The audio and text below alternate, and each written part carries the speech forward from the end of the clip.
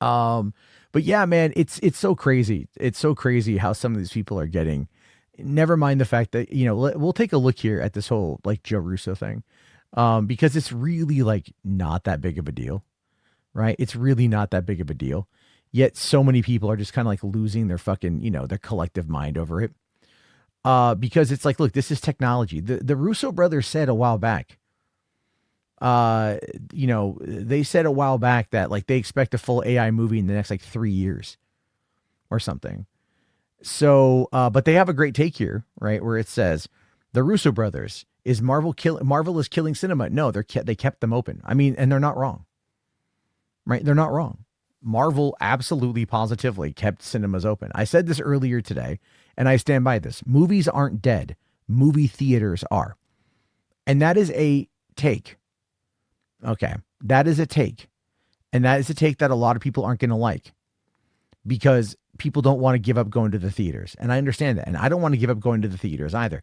But it's becoming something that is more and more and more and more seen as a luxury event, right? It is something that you have a privilege to go and see. And that is something that is the biggest problem that Hollywood has. Look at Novocaine. I just want to start off by talking about Novocaine for a second. Number one movie of like a slow ass weekend. This is 5 new movies came out this weekend. Novocaine was number one, but it only had a budget of $18 million, not including print and advertising. So this little movie, right? This little movie ended up pulling in enough money, I think 8 million or whatever, to be number one. And it ended up only having a budget of $18 million. Yet The Electric State comes out. Everyone trashes it. I haven't seen it yet, so I don't know if it's good or bad. It has a budget reportedly of $320 million, making it the most expensive Netflix movie ever made. And people are like, where did the money go? Well, I mean, if you know anything about how Netflix does business, they don't budget their movies the same way as everybody else. They don't. They pay everybody up front. Like legitimately, they pay everybody up front. And you can kind of look this up too. So it's like, look, you've got the high profile cast. You've got Millie Bobby Brown, who is coming into season 5 of Stranger Things, their flagship show. That she's going to demand a lot of money from that. She was in Damsel a year ago. I think that's when that came out, or late sometime last year. That was another big movie for Netflix where she got paid a lot of money. She's developing Enola Holmes 3. Really the only movie she's been in that was not something involved with Netflix was 2018's or 2019's King of the Monsters. Was it 2018? I think it was 2018. That was it. Otherwise, I believe I'm right. She's only been in Netflix and Netflix related things, which means that her relationship with them is good. They can bank on her for bringing in people to watch the stuff. And she's going to demand a massive payday. Then you've also got Chris Pratt, who coming off of all the Marvel movies and the Jurassic World movies is going to demand a pretty penny. All right. And what about the director's compensation for the Russos? They currently have like the number 2 highest grossing film of all time. All right. So that is going to be something, that also is going to add to it. There's additionally a production issue where there was an offset accident that did delay productions, but I don't know how much. And everyone seems to be focusing on this massive, $320 million, which is insane. And as a result of that, it's like, look, Netflix is going to, this is how they budget their content. All right. Like I had been under the impression, and I guess I was wrong, that they had spent $30 billion. I guess it's not that high because just recently they said that they're going to invest $18 billion into this year. Into 2025, they're going to invest $18 billion. So that is what they're going to do. Now, Music Man here says, yeah, but a lot of these actors, directors, and especially producers don't need that much money. But see, we live in a capitalist society. So there's no ceiling for that. There's no ceiling for how much money you can make. There's no ceiling for how much money you can earn if you bring enough to the table and you have good management and talent agents that can make those arguments, make those demands and everything else. And I agree with John. If you made that money, you wouldn't claim that statement. Exactly.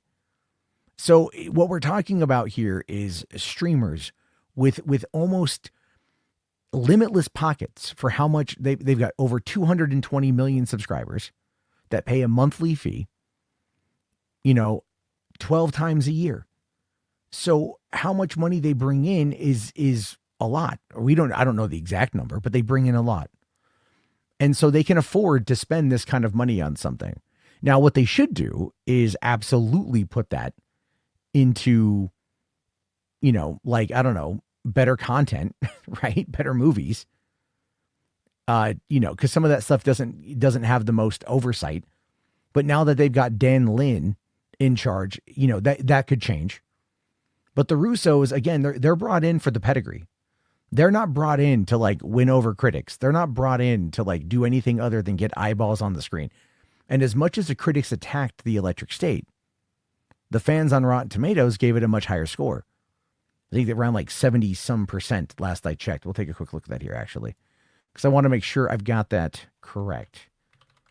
Electric State, Rotten Tomatoes. Let's just make sure, okay? It's definitely ain't looking good. But right now, we can see that it has 14% tomato meter based off 90 reviews, 76% popcorn meter, 1,000 ratings. So people seem to like it, and it's the most popular. Granted, it is not doing great, critic-wise.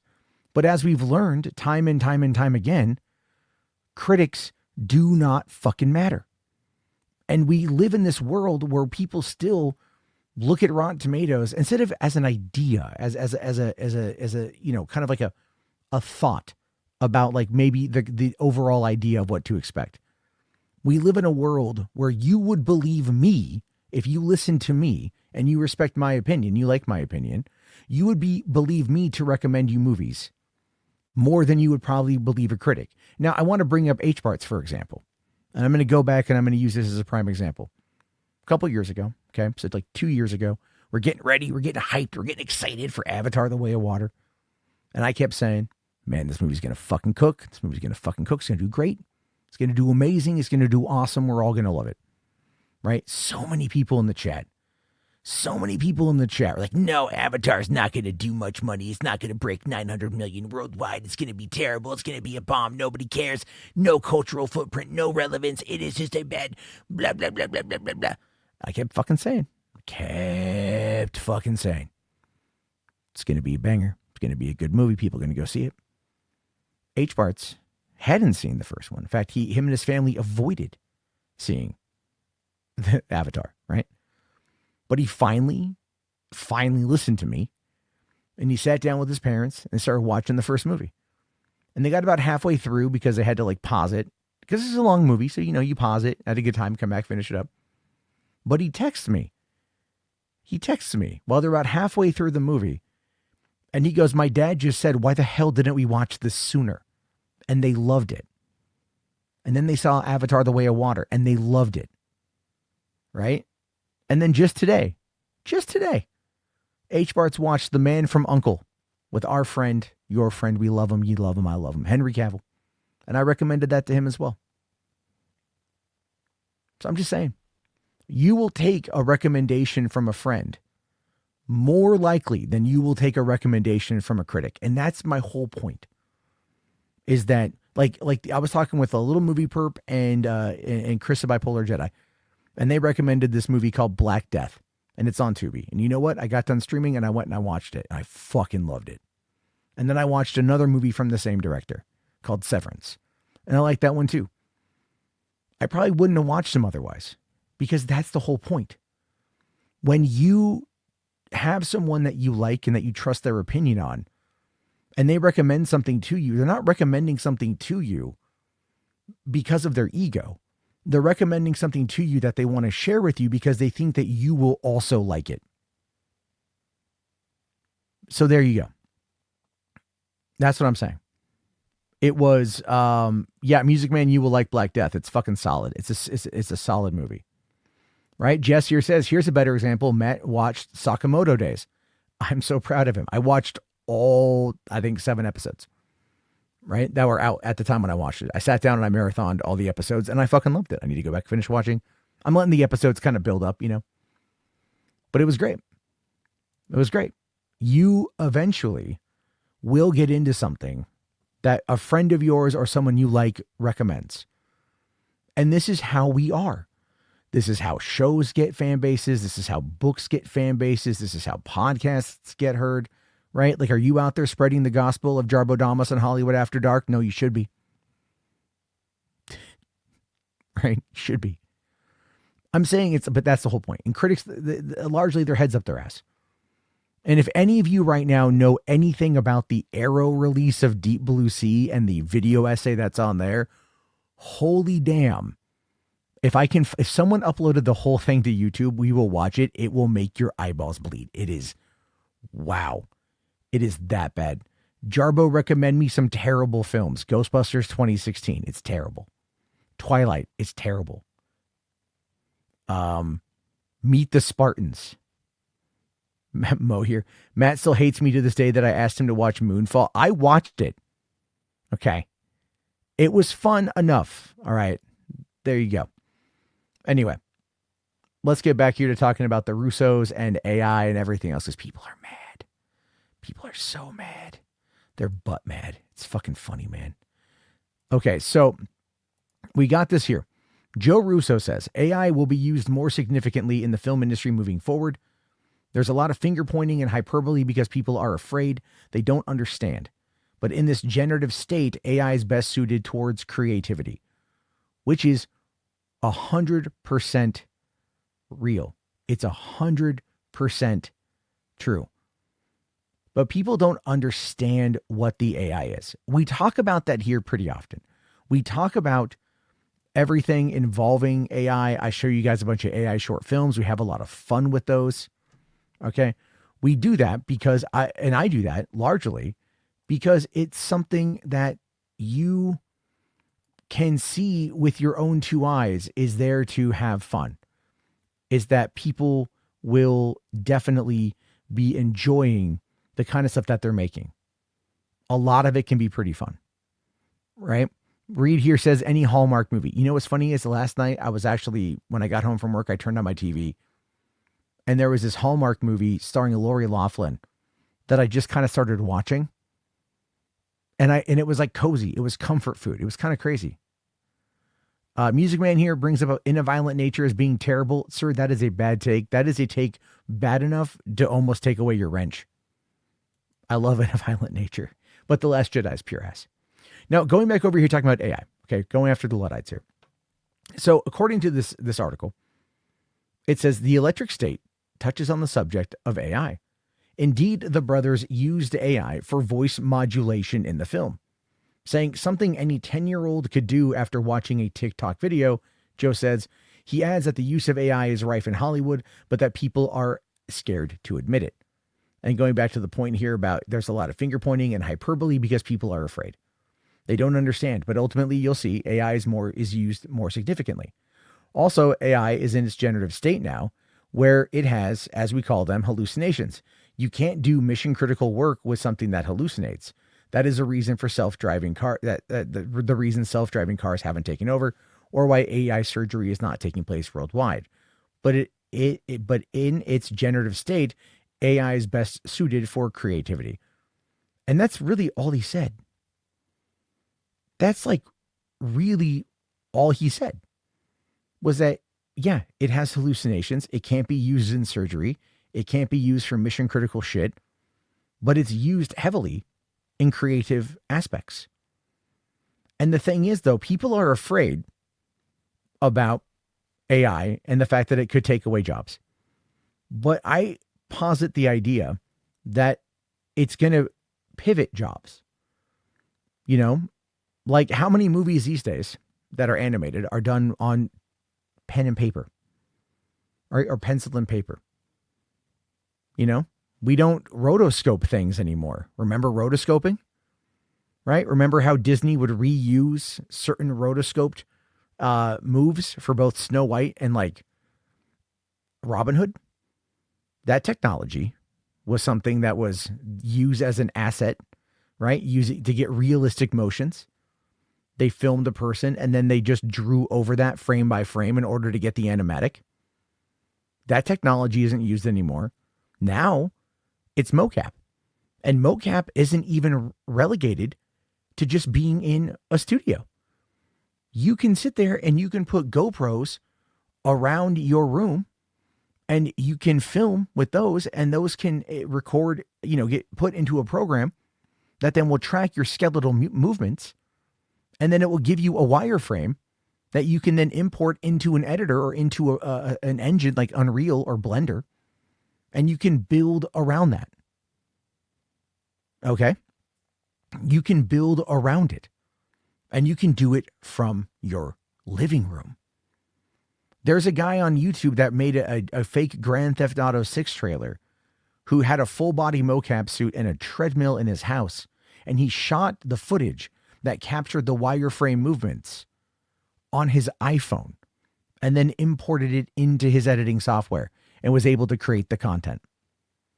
Technology has moved so fast, so quick, that the people that are afraid of them getting caught up in its tailwind are really just afraid of being passed by.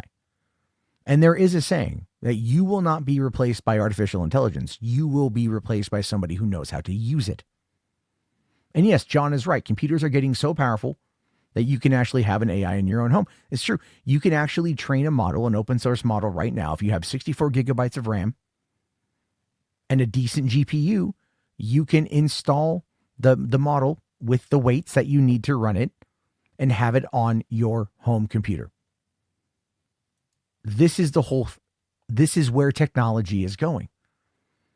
And it frightens people because technology moving is scared. When things change, it can get a little freaky. I get that. But we have to remember, truly, guys, we have to truly freaking remember here that this is an industry of creative expression. And as a result of it being creative expression, we've seen it move and get reshaped and become more and more and more accessible and inexpensive. When I was in film school, literally 20 years ago last month is when I started. We were shooting on Canon GL2s or XL2s, mini DV. The only way to capture the footage was to literally use firewire cables and capture it 1-to-1. So you had to let the whole tape record, pause it where you could so you could get your in point and your out point. We weren't using memory cards. We weren't using micro SD cards that have 250 gigabytes of fucking memory. We were using prosumer, like very early digital stuff that shot to tape. Now I can get 8K resolution natively on my phone in 20 years. And quite frankly, even less than that. Right? And that's what I'm talking about. People are afraid of shit that they just don't understand because they're afraid that they're going to be useless. And those who work in the creative space, no, they're not fucking useless. You can make this work to your advantage. And you can make things that will then counter a lot what people have. Look at Flow, for crying out loud. Not that Flow used AI, but it was made in Blender over the span of 5 years with a small team. One best animated feature, because it is the best animated feature. It's super good. It took on the big boys and it won. So what's to say AI can't do the same thing? Right? That's all it is. There's, quite frankly, this stuff is already being worked on. All your favorite creatives are already playing around with it. A lot of them are probably already implementing it, but they don't want to tell you yet. They don't want to tell you until someone bigger comes out and makes it okay. But in the meantime, they're going to keep playing with it. They're going to keep using it. They're going to keep adapting it. And they're going to keep, improving on it. to the point of where one day you probably just won't know. And at this point, you probably already don't. So something to consider. And Joe Russo and Anthony Russo using AI voice modulation to change some voices or to create some voices for the electric state is not a big deal. It's not a big deal. But the more you want to make it a big deal, it just shows your ignorance and your inability to move forward. And, well, that mindset's going to get you left the fuck behind. And I will feel no sympathy when that happens.